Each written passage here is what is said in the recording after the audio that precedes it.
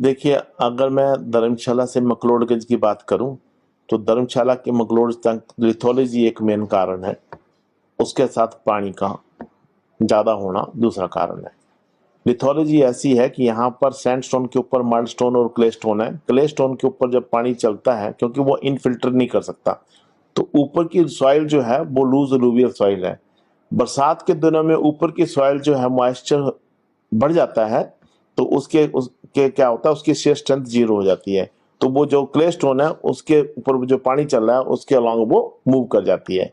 तो धर्मशाला में आज नहीं, 98 में मैं वाडिया इंस्टीट्यूट में जब साइंटिस्ट कार्यरत था, तभी हमने ये स्टडीज की थी कि यहाँ पर 25 लैंडस्लाइड एक्टिव जोन्स हैं जो कि चलते रहेंगे। तो जैसे आप खड़ा डंडा रोड ले लो, उसमें भी हैं, आप टीसी लोकेलिटी से ऊपर तक ले लो, उसमें भी हैं, आप एमपी रेजिडेंस पे ले लो, वो भी एक एक्टिव जोन है। जोगीबाड़ा भी एक एक्टिव जोन है। कई ऐसे जोन्स हैं जो कि एक्टिव्स हैं। और इसमें सबसे बड़ी इंपॉर्टेंट इश्यूज है कि जब हमने 98 में टेस्ट किए थे तो मैंने स्टेन्स यूज की थी टू फाइंड आउट कि पानी कहां से आता है। Then I have found out that each house is using almost minimum 500 liter of water daily.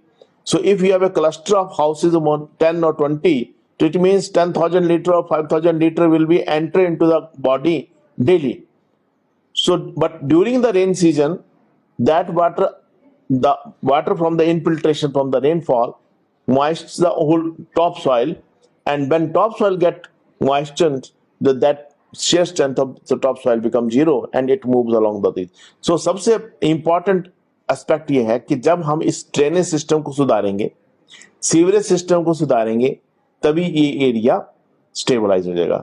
दूसरी ये आपको माननी पड़ेगी बात, ये टेक्टोनिक बेल्ट में आता है, क्योंकि हम इस वक्त आप जो बैठे हुए हैं, हम द्रोणी थ्रस्ट के ऊपर बैठे हुए हैं। द्रोणी थ्रस्ट एक टेक्टोनिक प्लेन है जो एमबीटी का ही निकला हुआ एक टेक्टोनिक प्लेन है। और उसके बाद नड्डी में आपके पास एक और टेक्टोनिक प्लेन है जो कि मेन बाउंड्री थ्रस्ट कहा जाता है। इन बिटवीन मैक्लोडगंज के सेंटर से, बाजार से लेके नड्डी तक एक फॉल्ट जाता है जो कि बहुत पुराना एक्टिव फॉल्ट जोन है जो डल लेक से क्रॉस करता है।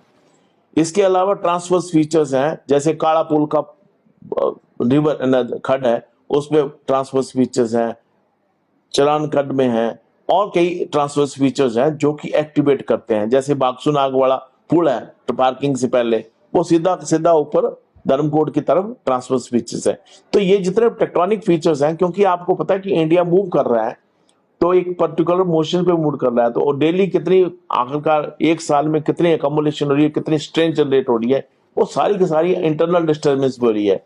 तो इंटरनल डिस्टर्बेंस से हमें जियोमॉर्फिकल चेंजेस तो आएंगे, पर साथ में अगर हमें इसको स्टेबलाइज करना है और इसको रोकना है तो हमें ड्रेनेज को प्रॉपर करना होगा। अगले 10 सालों में आप क्या स्थिति देख रहे हैं?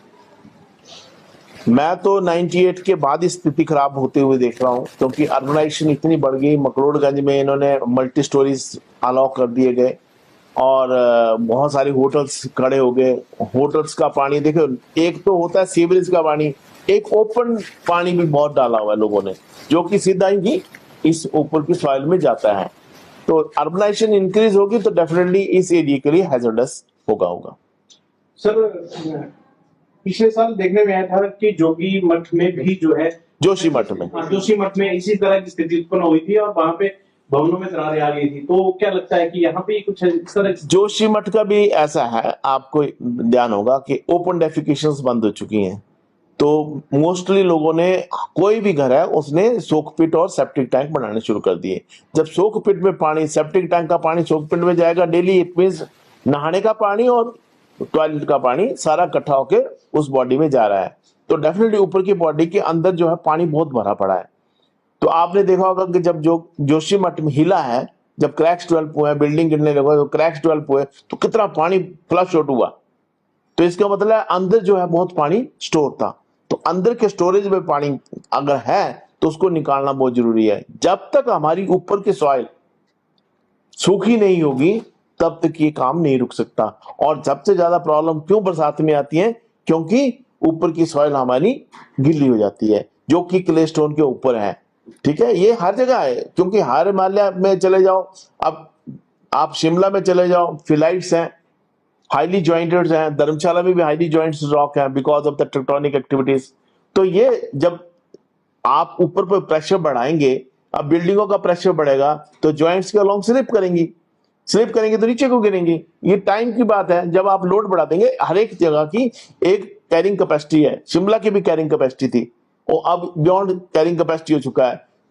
जोशीमठ की भी एक कैरिंग कैपेसिटी थी और धर्मशाला की भी कैरिंग कैपेसिटी है। आपको याद होगा जब घुंगरू एरिया में एक बाउंड्री वॉल डिस्प्लेस हो गई थी मोर देन 4-5 फीट, जब इन्होंने मुझे अप्रोच किया था कि ऐसे ऐसे प्रॉब्लम आई है, and I investigated started from the घुंगरू इटसेल्फ। तो पाया मैंने कि ये प्रॉब्लम यहाँ है। और जब जब बीके अग्रवाल जी थे डीएम वहां पर, उन्होंने मुझे अप्रोच किया कि आप इसकी रिपोर्ट हमें दीजिए। हमने उनको रिपोर्ट दी और मुझे हर्ष की बात है कि उन्होंने इस रिपोर्ट को इंप्लीमेंट किया और काफी एरिया में सीवरेज सिस्टम को इंस्टॉल किया। और जहां जहां सीवरेज सिस्टम इंस्टॉल हो गया उससे काफी राहत इनको मिली है। मगर अभी बहुत सारे एरिया जैसे कैंट एरिया है, दलाई लामा वाला एरिया है, वहां पर सीवरेज सिस्टम इंस्टॉल नहीं है। और सीवरेज सिस्टम होना बहुत जरूरी है क्योंकि हम इस एरिया को